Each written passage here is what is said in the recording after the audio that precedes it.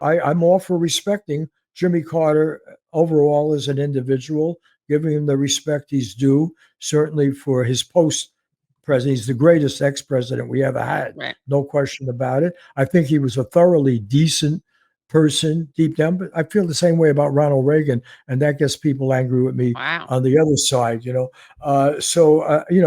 I'm angry with you on the left side for saying that. Well, but if you keep You your really think listening ears, you really think he was look, I decent? got along with Ronald Reagan? Nixon.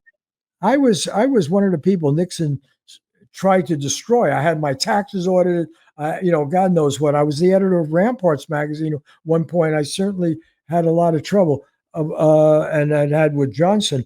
But the fact of the matter is, it's the issue it's the power that's corrupting. Sure. It's not the individual. The fact is, these are human beings. And here, Okay. Christianity has got it right, by the way. Maybe I sound a little critical of people who take Christianity seriously, but I think the struggle for the soul of people have to go through, but it's not an individual struggle exclusively. This is what the mega churches leave out. The society is on the side of the devil most often. It's on the side of power, whatever society. They can call themselves communists. They can call themselves Democrat. They can say they're Islamic. They can say they're Christian. They could be a Jewish state. The point is that we center it on the individual in any society, including the individual leaders. We're missing the whole point. Corruption comes from power. Corruption comes from the desire for power, rewarding power, celebrating power, the celebrity culture of the United States. That's why is Trump our president for this? So how did he get to be president? Because CBS invented him. The media invented him. I forget his name, the guy who said it was bad for the country but good for ratings. He said Donald Trump may not be good for America. I don't know if that, but he tells an affiliates meeting, but he's great for CBS. Look at our ratings. Right. So it's these systems of power. And also, you can't rise up the other issue is, unless you're corrupt or corruptible or compromised or compromisable, you're not going to get past like state senator or city councilor. Oh, yeah. Oh, let me go further. The reason I called my book Playing President, that Akashic published, you could still get it, Playing President. The reason I called it Playing President, because I don't think they know which end is up by the time they get to be president.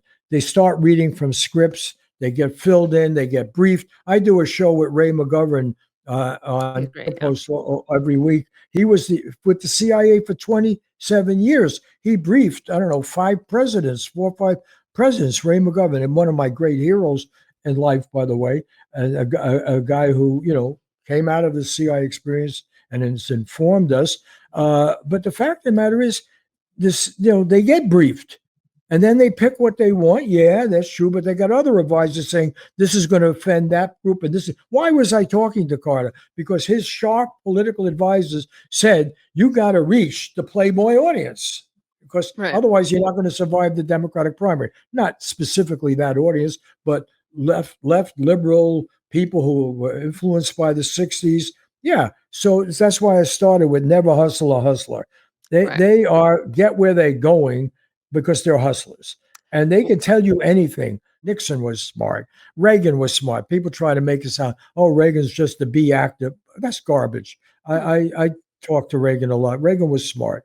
People are smart in different ways. Reagan had street smarts. He had a real life and so forth. I don't want to go and get distracted, but even like he had lived through the Depression. So had I. His father lost his job. My father lost my job. His father worked for the New Deal. My father worked for the Works Project. So none of these people are the caricature that's presented by their opponents. And this is true of Donald Trump, by the way. Let me get in real trouble here.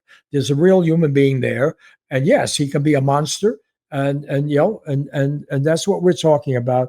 It's not about personality at all. And it's not about IQ or anything else. It's a question of, what are you going to respect? I used to say my slogan in journalism: in any story, I want to know who's getting screwed and who's doing the screwing.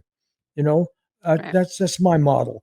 And the fact is, people get to be president. They're basically selected because people of an immense power will know they'll screw ordinary people. They may change the window dressing. They may change the facade. But that's what capitalism and money, but it doesn't, not just capitalism, it's what's having a theocracy or a communist party or any centralized power. They will use these systems. They'll call it socialism or they'll call it a religion. And so it's look, Bill Clinton, I was invited to the last White House dinner they had, and Hillary Clinton, that when you go through the research, so, oh, Robert Scheer, my favorite columnist in America, no, in the whole world, Bill Clinton, I sat at his table, and a good guy, and I'm not going to be as negative about Hillary. I mean, she played a very bad role, and particularly in foreign policy. She was a real warmonger and got a lot of people killed. But the fact it has nothing to do with their inner intelligence or their decency. The fact is, you have a system that rewards chicanery and lying and deceit and selling out, like Bill Clinton. He's the one who unleashed Wall Street to create the great banking crisis. He did the deregulation of Wall Street. Here's a poor Southern white boy who should know all about, he had a real good basis for populism. Don't let the banks do this, right? If there's one strain that goes through American history, don't let the big banks screw you over. That's true in Texas. It's everywhere, in the history of this country. You get a poor white boy, from, Jimmy Carter was not the poor boy. His family did quite well there in place. Bill Clinton was. I interviewed Bill Clinton before he was president, just before, and he talked a great game. And then he goes in there and he gives Wall Street their wet dream. We're going to deregulate. You go do all these commodity, deregulation, make up things, make up false mortgages, liars scandal, and everything. The exact opposite of what his whole. I even talked to his mother once about this when he was running. The same thing as I talked to Carter's family. So, what you're reminding me with, or the reason I say you took me to school, Jimmy Carter was in many ways a wonderful human being. Okay, he was. And I felt that way after I interviewed him. I wrote that in the piece that I had with it.